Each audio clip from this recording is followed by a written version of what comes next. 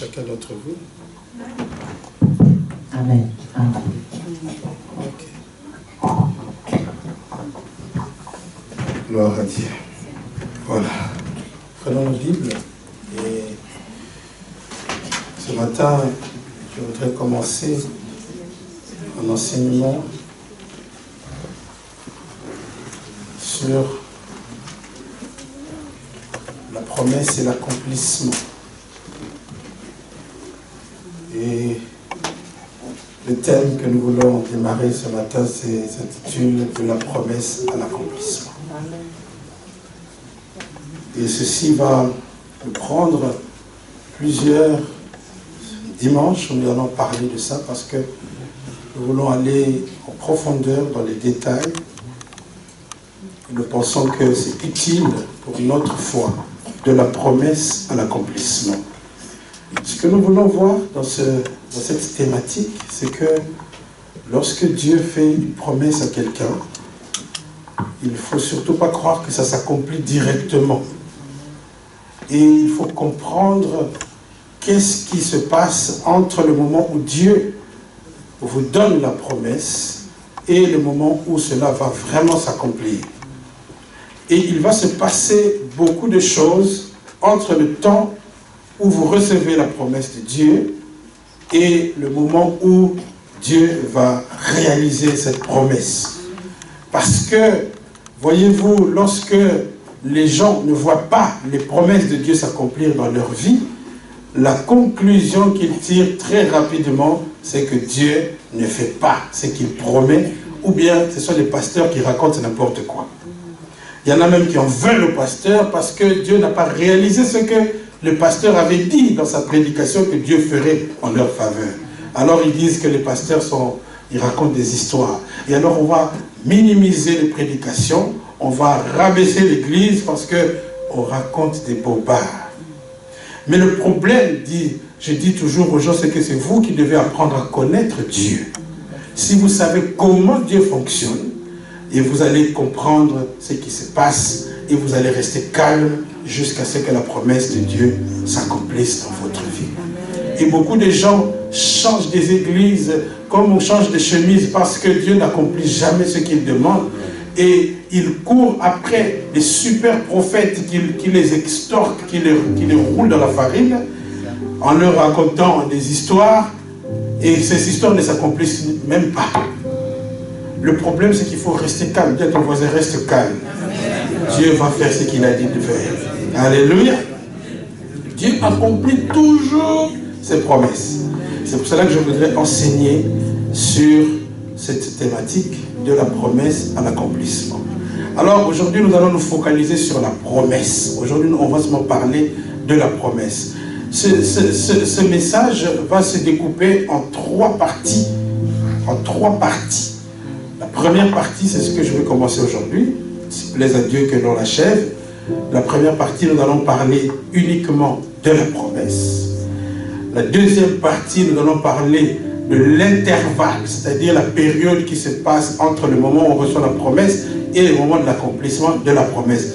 Qu'est-ce qui se passe? Pourquoi certaines choses se passent pendant cette période-là? Comment se comporter pendant cette période? Comment agir? Comment attendre l'accomplissement? Qu'est-ce qu'il faut faire quand la promesse ne s'accomplit jamais?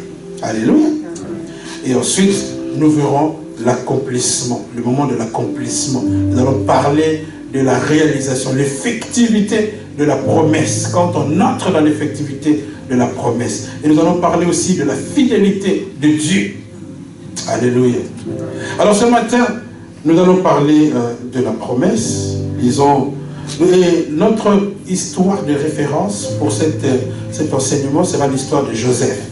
Nous allons nous baser sur ce que Dieu a fait avec Joseph. Ce sera notre référence. Comment Dieu a fait des promesses à Joseph? Qu'est-ce qui s'est passé pendant que Dieu n'accomplissait pas la promesse? Et comment Joseph est entré dans la réalisation de la promesse de Dieu? Mais nous lirons aussi d'autres textes. Nous allons parler aussi d'Abraham, parce que Dieu lui a fait aussi des promesses. Alors lisons d'abord Hébreux chapitre 6, verset 13. Hébreux chapitre 6, verset 13. La Bible dit ceci, si vous avez trouvé, dites Amen. Vous n'avez pas encore trouvé. Cherchez et trouvez. Voilà. Hébreux chapitre 6, à partir du verset 13. Hébreux 6.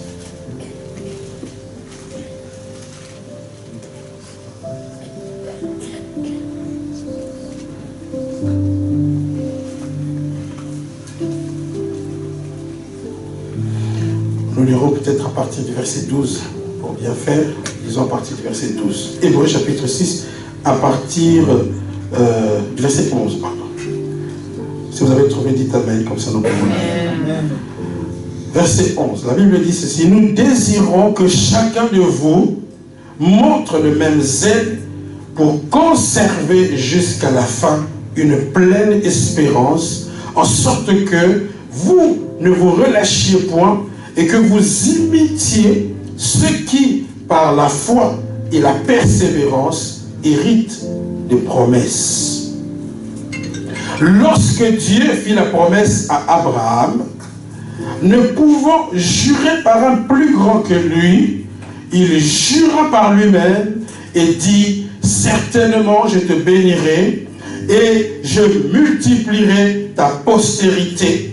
Et c'est ainsi qu'Abraham, ayant persévéré, obtint l'effet de la promesse.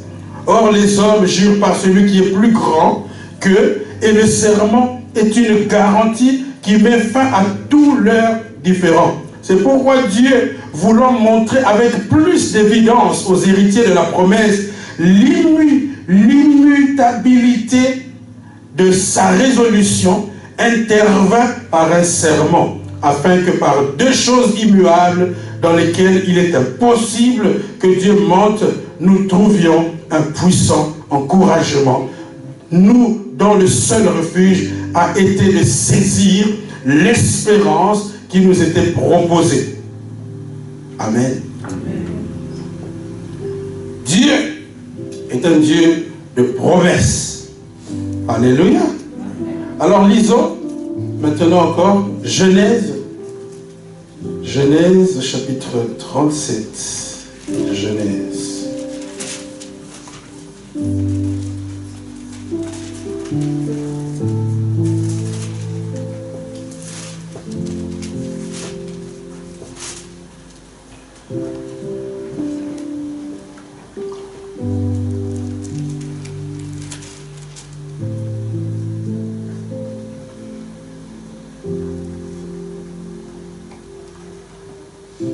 Genèse 37, le verset, lisons à partir du verset 4. Ses frères virent que leur père l'aimait plus que tous, et ils le prirent en haine. Ils ne pouvaient lui parler avec amitié. Joseph fit un rêve et le rapporta à ses frères, qui le haïrent encore davantage. Il leur dit: écoutez donc ce rêve que j'ai fait. Nous nous trouvions au milieu des champs à lier des gerbes, et voilà que ma gerbe se dressa et se tint debout, et que vos gerbes l'entourèrent et se prosternèrent devant elle. Ses frères lui dirent: est-ce que tu prétends régner sur nous, à moins que tu ne prétendes être notre maître? Et ils le haïrent encore davantage à cause de ses rêves et à cause de ses paroles. Il fit encore un autre rêve qu'il raconta à ses frères. Il dit: voilà que j'ai fait encore un rêve. Le soleil, la lune et 11 étoiles se prosternaient devant moi. Il le raconta à son père et à ses frères. Son père le gronda et lui dit: que signifie ce rêve que tu as fait? Prétends-tu que nous viendrons, ta mère, tes frères et moi, nous prosterner en terre devant toi? Ses frères éprouvèrent de la jalousie à son égard, mais son père garda le souvenir de cet incident. Amen. Nous parlons du rêve à la réalisation. Comment se passe, qu'est-ce qui se passe entre le moment où Dieu te fait la promesse et quand la promesse va s'accomplir réellement? Il va se passer beaucoup de choses. Mais aujourd'hui, nous voulons simplement analyser la promesse de Dieu. Qu'est-ce que c'est que la promesse de Dieu? Premièrement, nous voulons définir ce qu'est la promesse, simplement. Une promesse, quand quelqu'un vous fait la promesse, il s'agit là d'une déclaration ferme de la personne. La personne qui fait la promesse vous déclare fermement. C'est une déclaration d'un engagement. C'est la déclaration d'un engagement concernant des choses que l'on a résolu d'accomplir en faveur d'une personne ou d'un groupe de personnes. Ça, c'est ma définition de la promesse. C'est-à-dire que quand je vous fais une promesse, je vous déclare avec assurance ce que je veux faire pour vous. N'est-ce pas? C'est simplement une parole de quelqu'un qui vous dit quelque chose qu'il va faire. Et il vous assure qu'il va le faire. Regardez, lorsque quelqu'un parle à quelqu'un d'autre, il lui dit souvent, s'il n'est pas certain de pouvoir réaliser la chose, il dit toujours, je ne te promets pas, mais je vais essayer. Ça veut dire qu'il n'est pas sûr, parce que quand quelqu'un te dit que je ne te promets pas, donc tu peux t'attendre à ce qu'il ne fasse pas la chose. Mais lorsque quelqu'un promet avec certitude, il y en a qui jurent même, qui disent, voilà, je vais le faire. Donc quand quelqu'un fait comme ça, donc tu es quand même rassuré, tu dis qu'il va vraiment le faire. Mais ça c'est quelqu'un. Il y a beaucoup de farceurs qui peuvent te dire, voilà, et tout ce que tu veux. Mais ils te racontent des histoires. Mais en général, quand quelqu'un parle avec assurance comme ça, vous lui faites confiance. Et une promesse faite par quelqu'un va être accueillie favorablement ou facilement en fonction de la qualité de la personne. N'est-ce pas? Ok? Si cette personne a une bonne réputation, vous allez facilement croire dans ce qu'il va faire à cause de sa réputation. S'il est habitué à réaliser ses paroles, vous allez croire facilement. Ou à cause de son sérieux. Si c'est une personne sérieuse, il y a de fortes raisons qu'il puisse accomplir ce qu'il dit parce qu'il tient à sa réputation. Et beaucoup de gens font tout ce qu'il faut pour accomplir leurs paroles parce qu'ils veulent garder une bonne réputation. Et dites à quelqu'un qui est assis à côté de vous, garde ta réputation en accomplissant ce que tu promets aux gens. Alléluia. Si je commence à faire des promesses en l'air, les gens ne vont plus me croire. Vous voyez? Si vous avez une réputation de quelqu'un qui n'accomplit jamais, si quelqu'un vient, tu viens demander quelque chose, ah oui, prête-moi 1000 €, je vais te rendre. Si cette personne, avant de te prêter, va demander à quelqu'un qui te connaît. Bon, c'est la personne dont je ne cite pas le nom, qui est venu me demander. Mais s'il a une mauvaise réputation, il dit, si tu ne veux pas avoir de problème, garde ton argent. Voyez-vous, en fonction de la qualité de la personne, la promesse va être prise au sérieux ou pas du tout. Alléluia. Si quelqu'un a une bonne réputation, les gens vont croire en lui facilement lorsqu'il dit quelque chose. Donc la promesse, c'est un engagement. C'est un engagement. Et on est résolu. Et lorsque vous allez signer un contrat de bail, on vous demande aussi de vous engager à payer le loyer, n'est-ce pas, par la signature d'un contrat. C'est une garantie. Et même on vous demande de verser 3 mois ou 6 mois dans un pays dont je ne cite pas le nom, c'est 1 an de loyer qu'on vous demande de payer. Ah, c'est vrai, c'est un pays compliqué. Donc tu vas louer quelque chose, tu dis, on paye d'abord l'équivalent de 1 an de loyer, parce qu'on ne sait pas avec des gens comme vous là. Alléluia. Mais tout ça, c'est pour garantir la promesse. C'est pour garantir l'engagement. Et Dieu, aussi, aujourd'hui, nous voulons parler de la promesse de Dieu, les promesses de Dieu. Parce que la Bible, c'est un livre de promesses. Et voyez-vous, chaque fois que Dieu va faire alliance avec quelqu'un, cette alliance est assortie d'une promesse. Lorsque Dieu fit alliance avec Abraham, il lui a fait la promesse.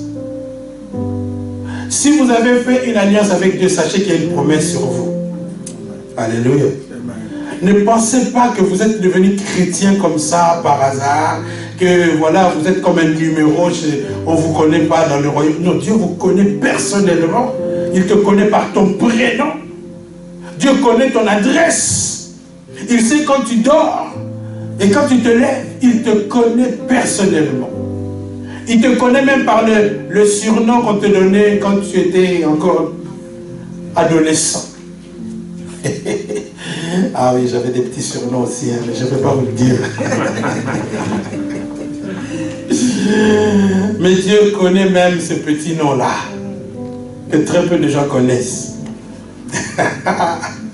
Si Dieu te connaît comme ça, ça c'est bien. Et quand il a conclu l'alliance avec toi, que tu en sois conscient ou pas, sache, je t'annonce, je t'informe que Dieu a fait des promesses sur ta vie. Avant même que tu n'aies donné ta vie à Jésus, il y avait déjà une promesse suspendue quelque part à ton sujet. Amen. Et voyez-vous, Dieu a conclu une alliance avec Abraham et il lui a promis quelque chose. Il lui a dit, Abraham, je te bénirai. Alléluia. Je te rendrai fécond.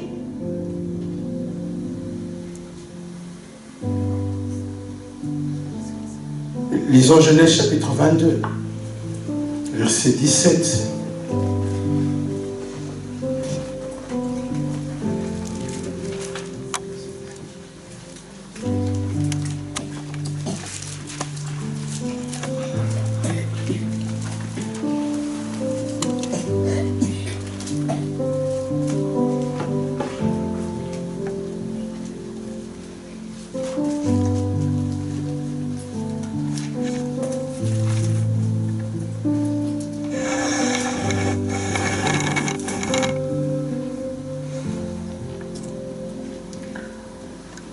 Verset 15 plutôt, la Bible dit ceci. L'ange de l'Éternel appela une seconde fois Abraham des cieux et dit, je te jure par moi-même, parole de l'Éternel, parce que tu as fait cela et que tu n'as pas refusé ton unique, je te bénirai et je te multiplierai ta postérité comme les étoiles du ciel et comme le sable qui est sur le bord de la mer. Et ta postérité possédera la porte de ses ennemis.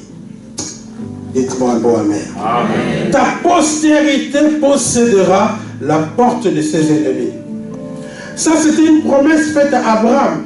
Et non pas seulement à lui-même, mais à sa postérité.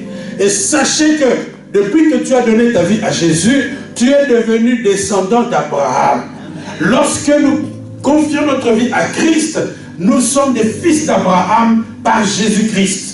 Parce que Galates chapitre 3 verset 13 dit que Christ s'est fait malédiction afin que la bénédiction d'Abraham eût son accomplissement pour nous les païens.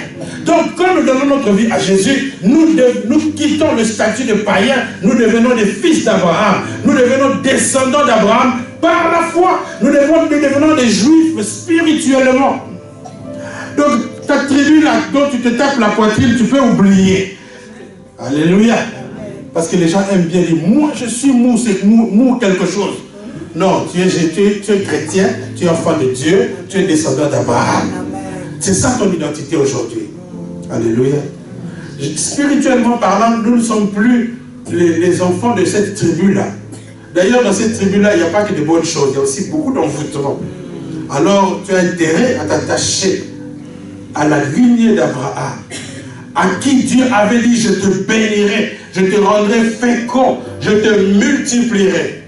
Donc, souvent, vous allez voir que dans les différentes conversations que Dieu va avoir avec Abraham, Dieu va libérer des bénédictions. Souvent, Dieu va parler, il va dire, je ferai comme ça, je te bénirai, je rendrai ton nom grand. Ça, ce sont des promesses que Dieu fit à Abraham. Il lui a dit, je rendrai ton nom grand. Est-ce que quelqu'un peut comprendre quand Dieu te dit, je rendrai ton nom grand? Amen. Ça veut dire que quand il dit je rendrai, ça veut dire que pour le moment, il n'est pas encore grand. Quand Dieu fait une promesse, ça veut dire que tu n'as pas encore la chose. Mais je veux te la donner plus tard. Donc, la promesse, c'est quelque chose qui va intervenir plus tard. Mais puisque cela vient de Dieu. Et voyez-vous, quand Dieu a fait la promesse à Abraham, pour certifier la promesse, la Bible dit que Dieu jura par lui-même. Parce qu'il ne pouvait jurer par personne qui soit au-dessus de lui, alors il a juré par lui-même. Généralement, quand quelqu'un veut te garantir qu'il va le faire, je dis, sur la tête de mes enfants. Tu comprends? Amen. Mais si vraiment il n'est pas capable d'accomplir, il ne va jamais donner la tête de ses enfants. Ou au nom de ma mère. Non, mais quand il dit ça, parce qu'il a quand même beaucoup de respect pour sa mère, ça veut dire que si je fais intervenir le nom de ma mère, c'est pour te rassurer que je vais vraiment le faire, parce que je ne vais jamais vouloir salir l'image de ma mère. N'est-ce pas qu'on a tous beaucoup d'affection pour ses parents et beaucoup de respect? En tout cas, je l'espère. Y a-t-il quelqu'un qui ne respecte pas ses parents ici?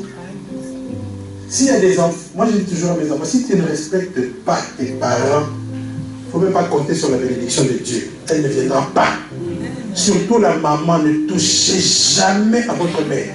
Même si elle est sorcière, et beaucoup d'égards, parce qu'elle vous a porté pendant 9 mois, si elle voulait, elle pouvait vous liquider sans problème.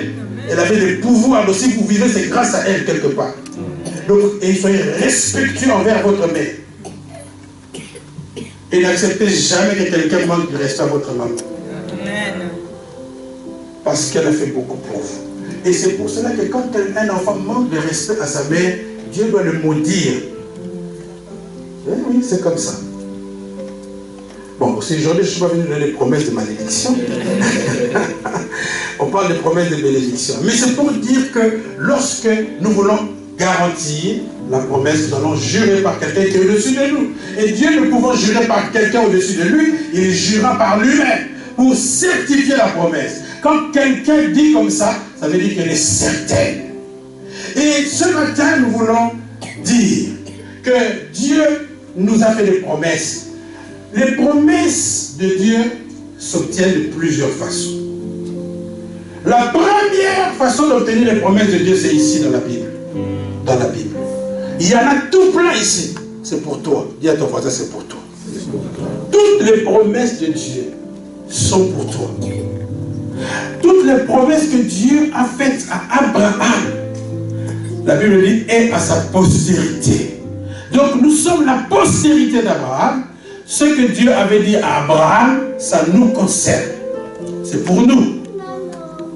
Quand Dieu dit à Abraham, je rendrai ton nom grand, ça veut dire que tu es concerné par cette promesse. Lorsque Dieu dit à Abraham, je te rendrai fécond, je te multiplierai. Si tu as un problème de stérilité, sache que tu as une promesse. C'est comme ça que tu dois capter la promesse. Beaucoup de gens attendent seulement qu'il y ait un prophète qui vient dire, ma soeur, je te vois avec de l'or dans les mains. Alors là, tu crois qu'il y a de l'argent quelque part qui va arriver. Peut-être que ça n'arrivera pas. Mais la première promesse à laquelle tu dois mettre ta foi, c'est celle qui est écrite dans la parole de Dieu. Amen. Et celle que le prophète va venir libérer n'est que la confirmation de ce qui est écrit ici. Amen. Le prophète n'invente rien, tout se trouve ici dans la parole de Dieu. Alléluia. Donc, nous recevons les promesses de Dieu quand nous lisons notre Bible.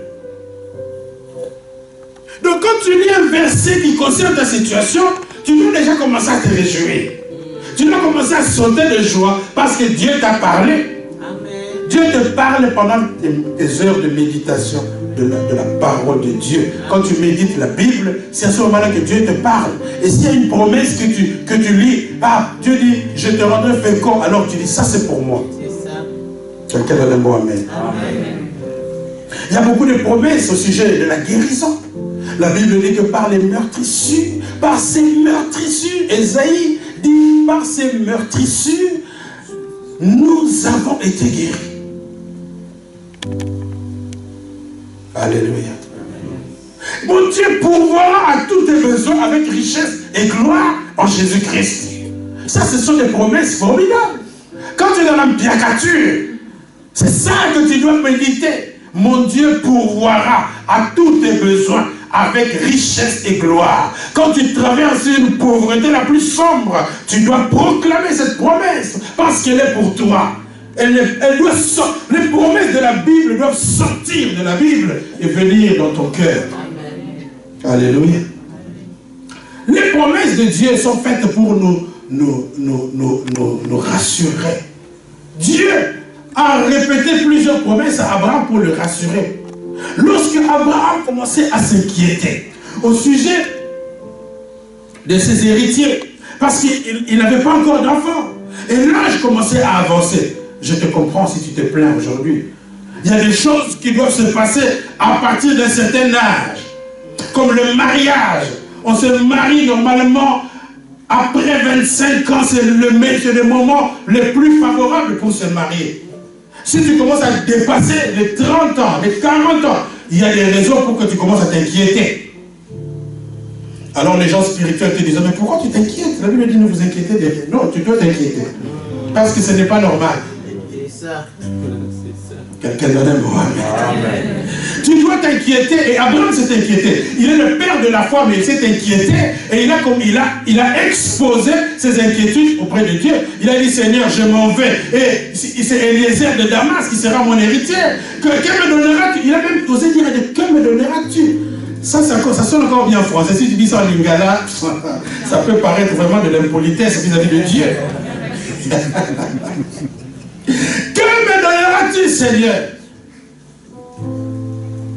Je m'en vais et c'est Eliezer de Damas qui sera mon héritier. Dieu lui a dit, ce n'est pas lui qui sera ton héritier, c'est celui qui sortira de tes entrailles. Dieu lui a rappelé, il dit, c'est celui qui sortira de tes entrailles. C'est lui qui sera ton... Ça, c'est formidable quand Dieu parle comme ça. C'est lui qui sera ton héritier, c'est celui qui sortira de tes entrailles. Beaucoup de gens, quand ils cherchent la bénédiction et que ça ne vient pas, ils sont prêts à en fabriquer. Ils fabriquent la bénédiction. Quand le mari que tu as conçu dans ton esprit ne vient pas, normalement les jeunes filles, quand elles sont encore la vingtaine, elles ont beaucoup de rêves, des princes charmants. Il doit être beau, grand, fort. Hey, il doit être comme ça, musclé, il doit rouler en Porsche Cayenne. Hey, mais la personne qui va te draguer en premier, il sera piéton. Alors tu dis, oh, c'est pas lui. Alors tu fais passer beaucoup de candidats comme ça. Mais quand tu atteins 45 ans maintenant, le prince charmant n'est toujours pas venu. Alors tu vas commencer à bricoler bénédiction. Tu dis, bon, je prends quand même celui qui va venir. Tu vas baisser tes standards. Et tu vas même fabriquer une bénédiction. Beaucoup de gens ont fabriqué leur propre bénédiction. Mais Dieu a dit à Abraham, ce n'est pas Élisée. Parce qu'Abraham s'est fabriqué un héritier. Il dit, comme je n'ai pas d'héritier, je prends celui qui est là. Il y a beaucoup de gens qui prennent les choses par dépit. Faute de mieux, tu prends. Mais quand tu t'attends à la promesse de Dieu, Dieu te dit que ce n'est pas Eliezer de Damas, c'est celui qui sortira de tes entrailles. C'est celui que tu sortiras de tes tripes. Celui que tu veux. Dieu dit toujours, que veux-tu que je fasse pour toi? Dieu va faire comme tu le demandes. Tu peux même écrire le type de mari que tu veux avoir. Écrire sur un papier et prions dessus. Dieu, le Dieu fidèle, qui te fait la promesse, qui l'accomplira comme tu demandes, il te donnera comme tu l'as décrit dans cette feuille-là. Dieu est un Dieu fidèle. Quand il promet quelque chose, il a juré par lui-même. Il dit, je jure par moi-même qu'il va le faire. Donc quand tu reçois la promesse de Dieu, la première chose que tu dois avoir, c'est l'assurance. Tu dois croire que puisque Dieu l'a dit solennellement, il va le faire. Ne doute jamais de la promesse de Dieu. Parce que le diable, son but, après que tu aies reçu la promesse, le diable va travailler sur le doute. Il va commencer à te faire douter. Bon, vraiment, comme tu es là, vraiment, qui va t'épouser encore? Il va te faire douter sur beaucoup de choses. Tu as déjà 4 enfants, vraiment, à ta vous-même. Quel est cet homme-là qui va laisser les jeunes filles célibataires, sans histoire, sans enfants, pour venir t'épouser, toi, le moment des 4 enfants? Mais si tu as la promesse de Dieu, que tu aies 15 enfants, la promesse de Dieu va s'accomplir. Parce que quand Dieu promet quelque chose, il ne dépend ni du temps ni des circonstances. Ce qui garantit la promesse de Dieu, c'est sa capacité d'accomplir ses désirs sans qu'il ait besoin de quelqu'un, sans demander la permission de quelqu'un. Dieu n'a pas besoin de demander la permission de quelqu'un pour accomplir ce qu'il veut faire. Les hommes sont dépendants. C'est ça le problème des hommes. C'est ça la différence que nous faisons entre la promesse faite par un homme et la promesse faite par Dieu. Lorsque l'homme te fait la promesse, même s'il est sérieux, mais cela peut ne pas s'accomplir, pas par sa propre faute, mais parce que parfois les circonstances peuvent être défavorables. Je peux vous promettre que demain je vais voyager, mais si le coronavirus empêche que tous les avions décollent, je ne pourrai plus voyager. Mais Dieu ne dépend pas du coronavirus. Quand Dieu veut faire quelque chose, il a besoin de la permission de personne. Même ton grand-père ne peut pas empêcher Dieu d'accomplir ses promesses dans ta vie.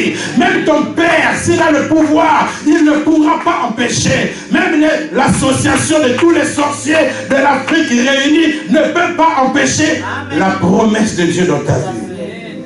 Parce que Dieu n'a pas besoin de leur permission. Il se suffit à lui-même. Nous les hommes, nous dépendons des situations. Si l'économie belge commence à s'effondrer, les moyens de chacun vont diminuer. Voyez, même les milliardaires ne peuvent pas garantir à 200% qu'ils seront toujours riches demain.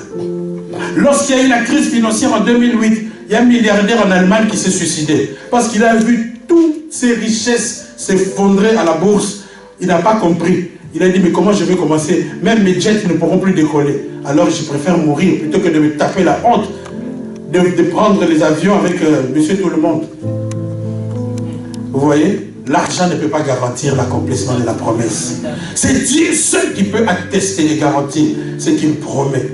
La promesse de Dieu ne peut pas échouer parce que c'est lui qui l'a faite. S'il est fidèle à sa parole. La Bible dit dans Ésaïe chapitre 55 que la parole de Dieu la parole ne retourne pas à Dieu sans avoir accompli ce pourquoi elle a été envoyée. Quand Dieu envoie une parole, c'est comme la pluie en fait. Quand la pluie descend, elle ne peut pas retourner au ciel sans avoir fécondé la terre, sans avoir donné de la semence au semeur.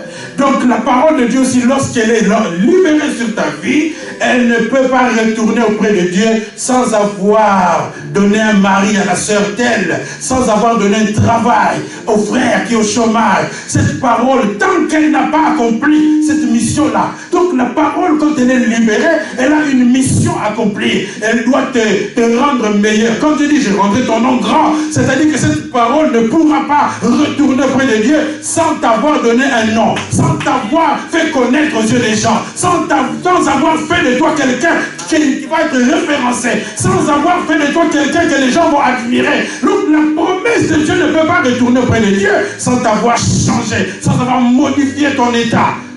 Alléluia. Parce que c'est la parole qui vient de Dieu. Donc si nous croyons que Dieu est capable, d'abord tu dois avoir la foi quand tu reçois la parole de Dieu. Quand tu reçois la promesse de Dieu, tu dois croire que Dieu est tout puissant. Parfois, certaines promesses sembleront difficiles à réaliser. Voyez-vous, lorsque Joseph a raconté ses rêves à ses frères, est-ce qu'ils ont cru seulement? Ils n'ont pas cru. Pourquoi? Parce que, d'abord, il était la dernière roue du carrosse. Il était l'avant-dernier de Jacob. Normalement, celui dans la coutume juive, celui qui reçoit la primauté, c'est le fils aîné. Et les filles n'ont même pas droit au chapitre. Culture bizarre. Mais ici, Joseph, c'était le dernier. Et c'est lui qui fait ce genre de rêve. Ses frères lui disent, ça veut dire quoi ce genre de rêve que tu fais? Ça veut dire que c'est toi qui vas dominer sur nous. Mais en fait, ils sont en train de prophétiser sur lui sans le savoir. Mais quand il a dit à son père a dit, qu'est-ce que c'est pour des rêves? Ça veut dire que moi, ta mère et tes frères, nous viendrons nous prosterner devant toi. Il est en train de prophétiser ce qui va se passer plus tard. Mais personne n'a cru. Pourquoi? Parce qu'il y a certaines choses que Dieu peut te promettre. Les circonstances qui t'entourent peuvent être différentes de ce que la promesse de Dieu te donne. Imaginons quelqu'un qui est né dans une famille pauvre, une famille méconnue. Mais Dieu lui donne ce genre de rêve pour lui dire, voilà ce que tu vas devenir. Le rêve que Joseph avait fait, c'était un rêve de grandeur. C'est ça que Dieu a dit à Abraham, je rendrai ton nom grand. C'était un rêve de supériorité. Un rêve d'élévation. Oh, dis à ton voisin, Dieu veut t'élever. Un rêve. Un rêve. C'est ça qu'on dit, c'est un rêve. C'est trop beau pour être vrai. Il y a des choses qui sont trop belles pour être vraies qui doivent arriver. Toi-même, tu ne peux pas t'attendre à ça. Tu ne peux pas croire que c'est... Je me rappelle d'une sœur avec qui on était il y a très longtemps à notre église à la Nouvelle-Jérusalem de Bruxelles. Vous savez, la piacature de la Belgique, hein, parfois c'est compliqué. Donc, surtout à une certaine époque, moi quand je suis arrivé en 91, en Belgique, j'étais venu pour des études. C'était impensable de voir quelqu'un de race noire travailler dans un bureau. Parce qu'il y avait ce qu'on appelait le plafond de verre. On donnait d'abord priorité aux autochtones. Donc si tu pouvais rêver de travailler comme directeur dans une banque, c'était un cauchemar, c'était pas un rêve. Mais alors, même, et vous voyez, à l'église où j'allais, les gens venaient avec des voitures, parfois teuf-teuf, des voitures qu'il faut pousser. Donc c'est des gens étaient pauvres. Parce qu'ils n'avaient pas le droit d'avoir le travail. Ce n'était pas encore autorisé que les étrangers puissent aussi accéder au marché du travail. Donc, les gens étaient limités. Donc, pour espérer rouler en BM, c'était compliqué. Alors, après un temps, on a libéralisé le marché du travail. Même les étrangers pouvaient postuler à n'importe quel poste. Alors, la sœur là dont je parlais, son mari a ouvert une société de transport et voilà, l'argent commençait à rentrer. Alors, ils ont acheté une BM compliquée. Quand tu entres dans la BM, toi-même tu trembles, tellement c'est luxueux. L'intérieur cuir. Ça fait du bien, hein, des voitures comme ça. Alors, elle m'a dit ceci. Tu sais, quand je suis entré là-bas, je me suis pincé moi-même pour vérifier que c'était bien moi. Il y a des choses qui vont t'arriver, tu vas te pincer toi-même pour que tu vérifies, est-ce que c'est moi? C'est moi qui est dans ce mariage? Est-ce que c'est moi qui suis dans ce travail? Est-ce que c'est moi qui suis dans cette bénédiction? Il y a des choses que Dieu peut réaliser dans ta vie. Toi-même, tu n'as jamais pensé à ça. Tu ne crois pas être digne d'être dans cette place-là. Mais Dieu peut le faire pour toi. Alléluia. C'est comme ça que Joseph a eu ce rêve. Et ses frères ont dit, mais c'est impossible que ça t'arrive. Tout est possible à celui qui croit. Yes. Alléluia.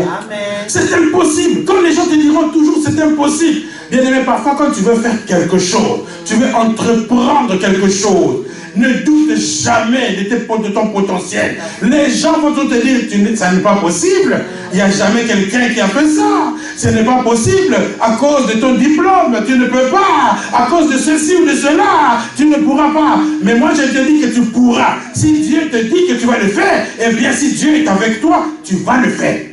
Parce que tout est possible à celui qui croit. Lorsque David, après qu'il ait perdu ses femmes, ses enfants, ses maisons, on a brûlé tous ses brebis et il a pleuré. Il a pleuré beaucoup. Bien aimé, parfois quand tu perds des choses, tu peux pleurer. Il y a des gens qui perdent beaucoup de choses. Tu peux perdre même un mariage, tu peux perdre une famille, tu peux perdre de l'argent, tu peux perdre un travail. Mais Dieu est toujours capable de te restaurer. Alléluia. Dans ta relation avec Dieu, sache qu'il y a une promesse de restauration. Dieu a dit, je te rendrai tout ce que la sauterelle et le gazelle et le hasard ont dévoré. Je vous remplacerai toutes les années qu'ont dévoré la sauterelle. Peu importe ce que tu as perdu, il y a une promesse pour ceux qui perdent des choses. Si tu as perdu des choses, laisse-moi te dire que Dieu a fait une promesse pour toi. Je te rendrai tout ce que le diable a dévoré dans ta vie. Alléluia. Dieu est capable de te rendre tout ce qu'on t'a enlevé. Tu dois saisir. David, après avoir tout perdu, il a pleuré parce qu'en ce moment-là, il ne voyait pas par quel mécanisme il allait pouvoir retrouver ce qu'il avait perdu. Parfois, ce qui nous inquiète, c'est que tu ne vois pas comment est-ce que tu vas faire pour pouvoir rembourser ces prêts-là. Comment est-ce que tu vas faire pour pouvoir payer cette dette-là? Comment, il y a des jeux comme ça, des factures te tombent dans la boîte aux lettres, tu ne vois pas d'où viendra l'argent. Tu as épuisé toute la liste des gens potentiels qui pouvaient te prêter ou t'avancer de l'argent. Tu leur as déjà tous contactés, maintenant tu ne vois plus par où aller. Et quand tu es dans une situation comme ça, il ne te reste plus que Dieu lui-même. C'est pour ça que j'ai beaucoup aimé ce chant qui dit que tous les autres noms disparaissent. Il y a des moments où les autres noms vont disparaître. Tu n'auras que Jésus devant toi. Et tu devras t'appuyer sur lui seul. Il y a des moments où Dieu va aussi éliminer toutes les autres personnes pour que tu n'aies que lui. Que tu ne mettes ta confiance qu'en lui. Que tu ne penses pas à quelqu'un d'autre. Tu ne penses qu'à Dieu lui-même. Alléluia. Et Dieu est capable de te faire un miracle. Dieu est capable de faire un miracle. Je me rappelle un jour, je venais de perdre deux choses essentielles. Je venais de perdre un travail que j'avais. Et non seulement tu as perdu ce travail, mais le patron refuse de te payer ton argent. Ça s'est passé ici en Belgique. Ce n'est pas seulement dans ce pays-là dont je ne cite pas le nom que des choses comme ça se passent. Elle avait tellement d'argent à distribuer.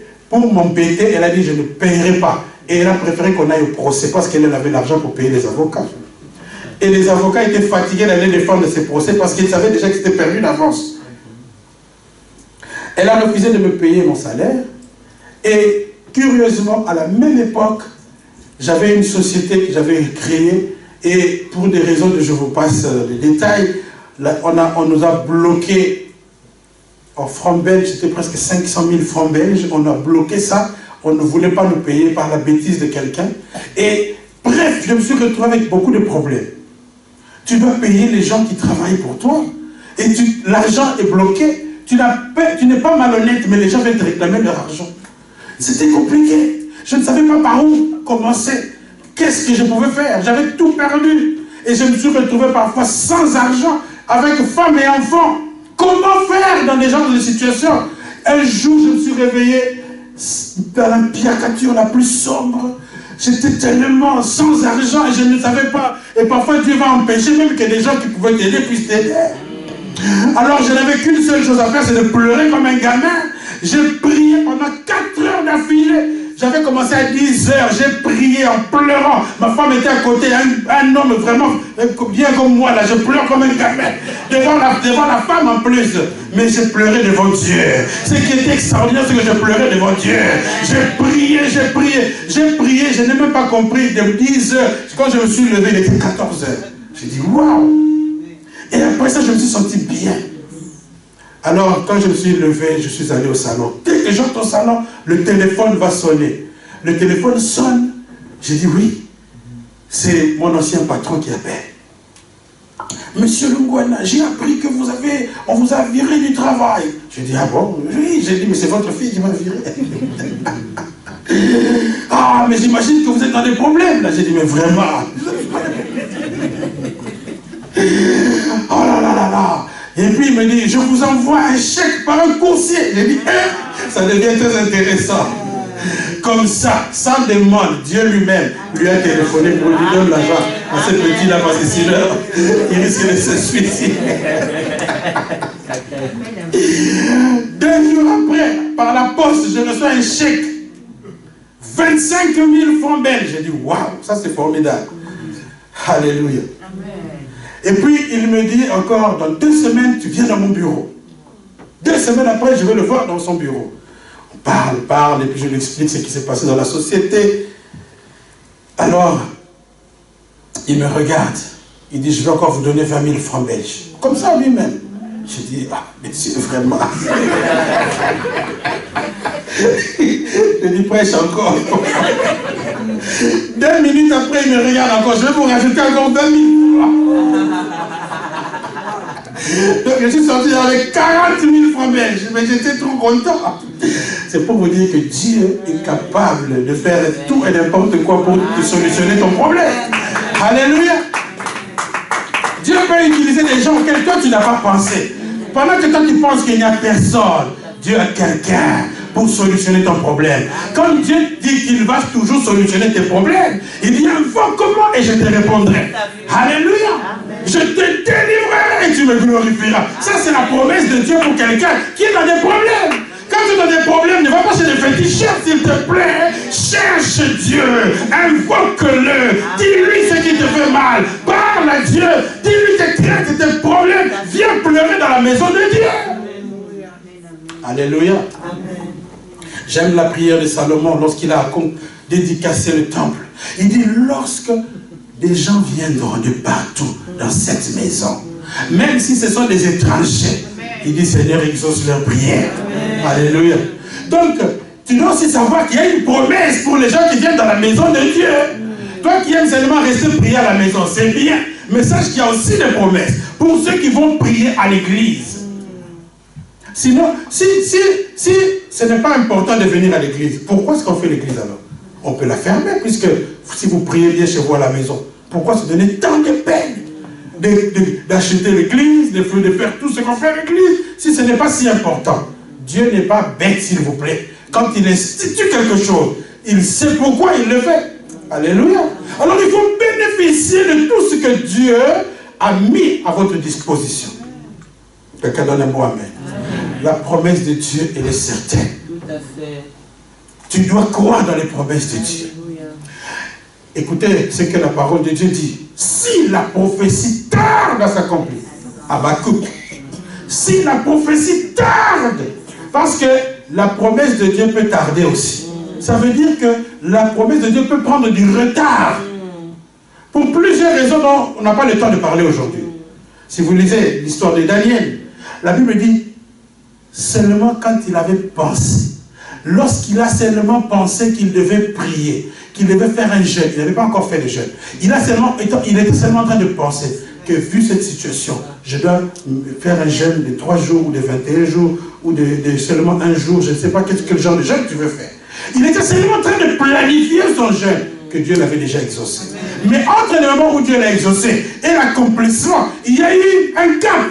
Pourquoi? Parce qu'il y avait un ange dans le ciel, un ange de ténèbres, qui a bloqué l'accomplissement de la promesse de Dieu pour Daniel. Donc il y a une bagarre dans les lieux célestes aussi qui peut retarder l'accomplissement de votre promesse.